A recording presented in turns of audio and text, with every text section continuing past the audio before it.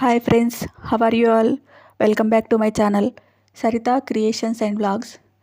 ఈరోజు మనం హెల్తీగా ఊతప్పం చేసుకుందామండి. దానికోసం ముందుగా ఒక బౌల్లో 1 కప్పు బొంబాయి రవ్వ, 1 కప్పు రాగి పిండి వేసుకొని పెరుగు కానీ మజ్జిగ కానీ వేసుకొని కలుపుకోవాలండి.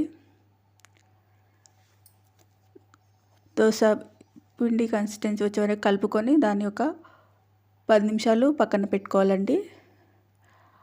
పక్కన పెట్టుకొని మనం దీనికి కావాల్సిన వెజిటేబుల్స్ అన్నీ రెడీగా చేసుకోవాలండి. 10 నిమిషాల తర్వాత తీసి దాంట్లో అది కొంచెం గట్టి పడుతుంది. దాంట్లో కొంచెం వాటరు, కొంచెం సాల్ట్ యాడ్ చేసుకొని దోశ పిండి కన్సిస్టెన్సీ వచ్చే వరకు చూసుకోవాలండి.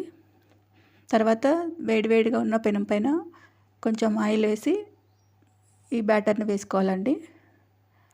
తర్వాత మనకి ఇష్టం వచ్చిన వెజిటేబుల్స్ వేసుకోవచ్చు. నేను ఇక్కడ క్యారెట్, బీట్రూట్, ఉల్లిపాయలు, పచ్చిమిర్చి ఇంకా కొత్తిమీర వేసాను. ఈ వెజిటేబుల్స్ అనేవి మీ చాయిస్ అండి. మీ దగ్గర ఉన్న వెజిటేబుల్స్ అన్నీ వేసుకోవచ్చు. కార్న్, క్యాప్సికమ్, ఇంకా క్యాబేజీ ఇలాంటివి వేసుకోవచ్చు. పిల్లలు కూరగాయలు తినడానికి మారం చేస్తారు కదా, ఇలా చేసి పెడితే తింటారండి.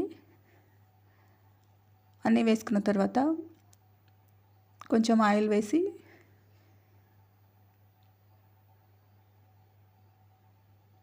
మూత పెట్టుకోవాలండి.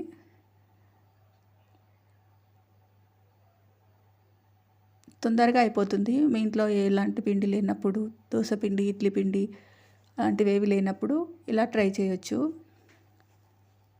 బాగుంటుందండి. ఇలా కూరగాయలన్నిటినీ కొంచెం ఇట్లా అంటే ఊతప్పానికి పట్టుకుంటాయండి. ఫ్లిప్ చేసినా కూడా అది దానికే ఉంటాయి, పెనంకి అంటుకోకుండా.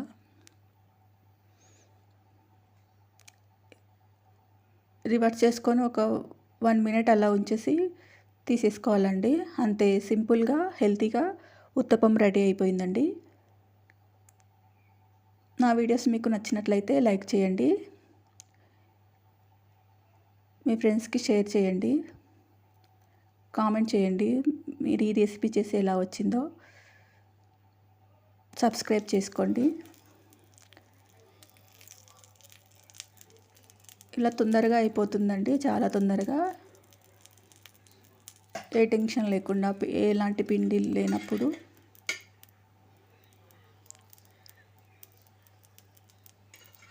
క్విక్ రెసిపీ అండి.